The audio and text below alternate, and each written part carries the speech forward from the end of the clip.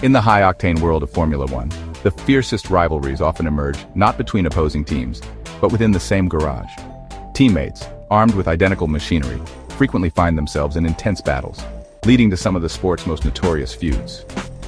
Let's delve into the stories of Formula One's most explosive teammate relationships and uncover what really happened behind the scenes.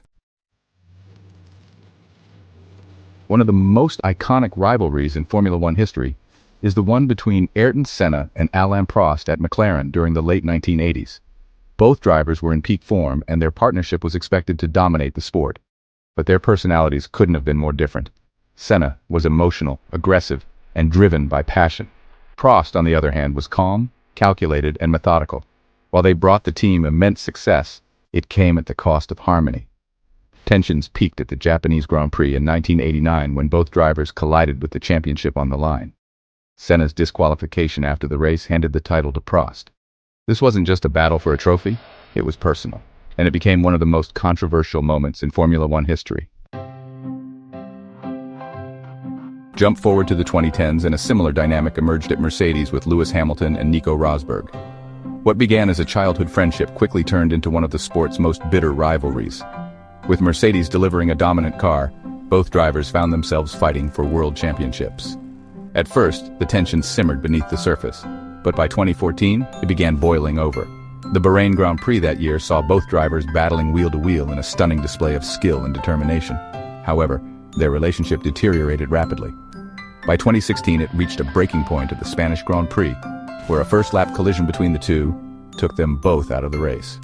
That season, Rosberg would go on to win the championship, then retire immediately afterward. Many believe he walked away because he knew how toxic the rivalry had become. Red Bull Racing hasn't been immune to internal battles either. The partnership between Sebastian Vettel and Mark Webber was filled with tension, most notably during the infamous Multi-21 incident in Malaysia in 2013. With team orders in place, Webber was supposed to hold position ahead of Vettel, but Vettel defied the instructions and overtook him, claiming the win for himself. The look on Webber's face after the race said it all. There was no hiding the betrayal.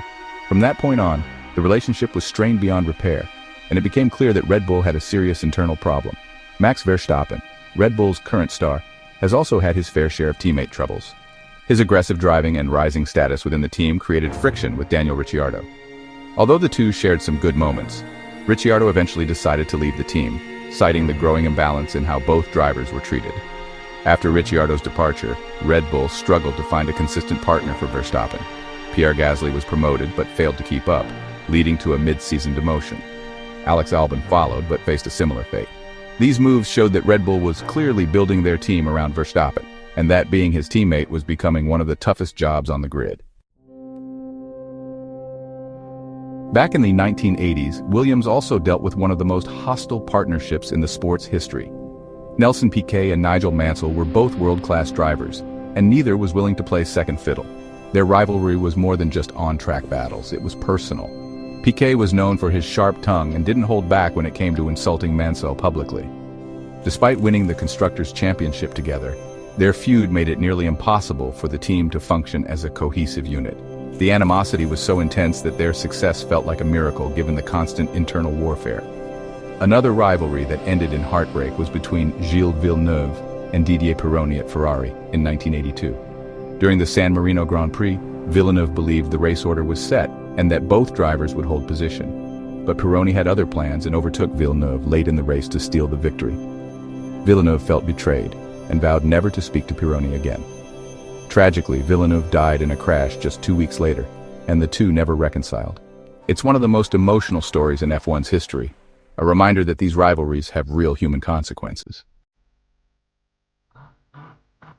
More recently, Force India, now Aston Martin, saw its own drama unfold between Esteban Ocon and Sergio Perez.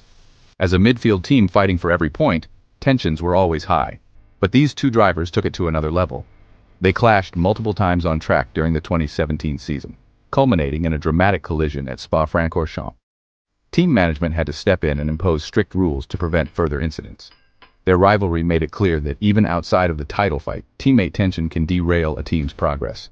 These stories aren't just about racing, they're about ego, pride, and ambition. Being teammates in Formula One doesn't mean being friends. In fact, it often means being enemies with the person you see most often. Teams strive to create balance, but when both drivers want to be number one, that balance is nearly impossible to maintain. Internal rivalries can push drivers to new heights, but they can also tear teams apart. From Senna versus Prost to Hamilton versus Rosberg, and from Vettel versus Webber to the many teammates who've clashed with Verstappen, these rivalries have defined eras and shaped careers. They've delivered unforgettable moments, shocking betrayals, and heartbreaking endings. But more than anything, they've reminded us that in Formula One, the person you need to beat most is the one sitting right next to you.